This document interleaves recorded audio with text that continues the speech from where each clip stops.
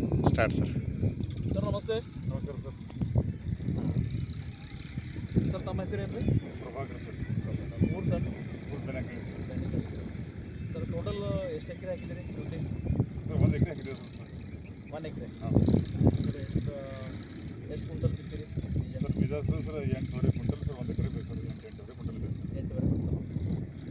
ಬಿತ್ತಿದಾಗ ಎಷ್ಟಿತ್ತು ಸರ್? ಇಷ್ಟೊಂದು 15-20 ಗ್ರಾಮ್ ಹಾಂ ಇತ್ತಾ? ಅಷ್ಟೇ ಹಾಂ. ಒಂದು ಇದರಿಂದ ಎಷ್ಟು ಬಂದು ಸರ್? ಸರ್ ಚೆನ್ನಾಗಿದ್ದ ಜಾಗಿ 1 kg ಬಂದ ಸರ್ ಅಷ್ಟಿಗೆ. ಹಾಂ. ಒಂದು ಯಾವ ಜಾಗಿ ಒಂದು 600 ಗ್ರಾಮ್ ಬಂದಿದೆ, 400 ಗ್ರಾಮ್ ಬಂದಿದೆ ಸರ್. ಮಳೆ ಜಾಸ್ತಿ ಆಗೋ ಕಾರಣ ಸರ್ ಜರ ಗಟ್ಟಿ ಈ ಸಲ ಸರ್ ಈಗ ನಾವು ನೋಡ್ತಾಯಿದ್ದೀವಿ ಹಾಂ ಸರ್. ಶುಂಠಿ ಎಲ್ಲೂ ಒಂದು ಹಣ್ಣು ಕಾದಿಲ್ಲ. ಪ್ಲಾಂಟಿಂಗ್ ರಾಟಿಂಗ್ ಆಗಿಲ್ಲ ಸರ್. ಒಂದು ಹಂಡಿ ಬಿ ಕಾದಿಲ್ಲ. ಹೌದು ಸರ್. ಗರಿ ಹೋಗಿಲ್ರಿ ಇದು ಮತ್ತೆ? ಹಾಂ, ಗರಿ ಹೋಗಿಲ್ರಿ ಸರ್? ಭಾಳಷ್ಟು ಮಳೆ ಬಂದದ ಸರ್. ಹೌದು ಸರ್. ಮಳೆ ಬಂದು ಇಲ್ಲೆಲ್ಲ ಕಾಲುವೆಗಳದಾಗೆಲ್ಲ ನೀರು ನಿಂತಿತ್ತು. ನಾನು ನೋಡಿನ. ಹೌದು ಸರ್. ಸೊ ನಿಮ್ಮ ಬೆಳೆ ಹಾಳಾಗಿಲ್ಲ. ಆಗಿಲ್ಲ. ಏನು ರೀಸನ್ ಇದು? ರೀಸನ್ ಸರ್ ನಿಮ್ಮ ಹಾರ್ಟಿಕಲ್ಚರ್ ಆಫೀಸ್ ನಮಗೆ ಭಾಳ ಸಪೋರ್ಟ್ ಮಾಡಿರಿ ಸರ್. ಹಾಂ ಸುಡೋಮೋನಾಸ್, ಟ್ರೈಕೋಡರ್ಮಾ, ಹಾಂ ಮೆಟಾರಿಸಮ್ ಹಾಂ ಮತ್ತು AMC ಅದು ಎಲ್ಲ ಪ್ರತಿಯೊಂದು ಸರ್ತಿ ಹೇಳಿದಾಗ ನಾವು ತಿಂಗಳಿಗೆ ಒಂದ್ಸತಿ ಕಂಪಲ್ಸರಿ ಬಿಡ್ತಾ ಹೋಗಿದ್ದೀವಿ sir. So by counter agents, ಜೈವಿಕ ನಿಯಂತ್ರಣಗಳು ನೀವು ಕಂಟಿನ್ಯೂಸ್ ಆಗಿ ಉಪಯೋಗ ಮಾಡಿದ್ದೀವಿ ಸರ್. ಉಪಯೋಗ ಮಾಡಿದ್ರಿಂದ ಏನಪ್ಪ ಅಂತಂದ್ರೆ ಯಾವುದೇ ನಿಮ್ಮ ತೋಟದಾಗ ಏನಪ್ಪ ಅಂದ್ರೆ ರೋಗ ಆಗಲಿ ಮತ್ತು ಕೀಟಗಳ ಬಾಧೆ ಬಂದಿಲ್ಲ ಸರ್. ಹಾಂ ಸರ್. ಮತ್ತು ಪ್ರತಿ ಸಲ ವಿಸಿಟ್ ಕೊಟ್ಟರೆ ತಿಂಗಳಿಗೆ ಸರ್ ಒಂದ್ಸತಿ 2 ಸತಿ ವಿಸಿಟ್ ಕೊಡ್ತಾ ಹೋಗಿರಿ ಸರ್. ಹಾಂ. ಆ ಕಾರಣ ಸರ್ ಏನೂ ಚೆನ್ನಾಗಿಲ್ಲ ಸರ್.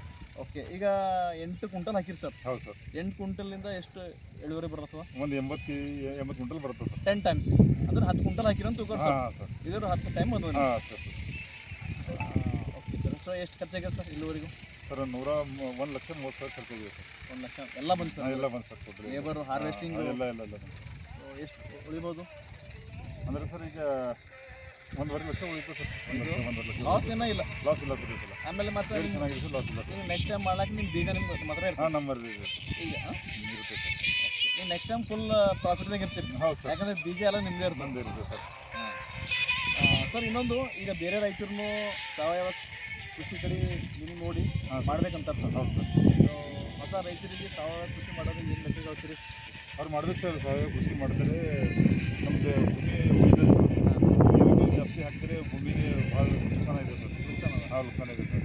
ಅದರಿಂದ ಅದು GHB ಅಂದ್ರೆ ಇಲ್ಲ ಸರ್. ಹಾಂ. ನೀವು ಸಾವಯವ ಕೃಷಿಯಿಂದ ಸರ್ GHB ಜಾಸ್ತಿ ಉತ್ಪನ್ನ ಜಾಸ್ತಿ ಇದೆ ಸರ್. ಅದರಿಂದ ಎರೆಹುಳ ಎರೆಹುಳ ಸರ್.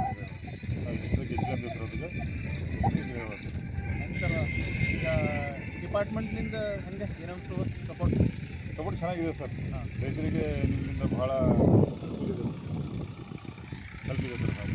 ಅದು ನಾವು ಸ್ಪೆಷಲಿ ನೀವು ಆಲ್ರೆಡಿ ವಿಸಿಟ್ ಕೊಟ್ಟಿಲ್ಲ ಸರ್. ಅದು ಭಾಳ ಮುಖ್ಯ ಇದೆ ಸರ್. ಹಂಗೆ ಸ್ಯಾಟಿಸ್ಫೈಡ್ ಇದ್ದರೆ ಡಿಪಾರ್ಟ್ಮೆಂಟ್ ಭಾಳ ಖುಷಿ ಇದೀವಿ ಸರ್. ನಮ್ಮ ಬಿದರ್ ಇಲಾಖೆಯಿಂದ ಕೃಷಿ ಇಲಾಖೆಯಿಂದ ಭಾಳ ನೀವು ತೋಟಗಾರಿಕೆ ಭಾಳ ಮಾಡಿದ್ದೀವಿ ಸರ್. ಭಾಳ ಖುಷಿ ಇದೆ ಸರ್. ತಳಿ ಯಾವುದು ಸರ್? ಇದು ಮಾಯಿ ಮಣ್ಣು ಅದ ಸರ್. ದೇಸಿ ತಳಿ ಅದ ಸರ್. ದೇಸಿ ಅದ ಸರ್. ಓಕೆ ನಮಸ್ಕಾರ.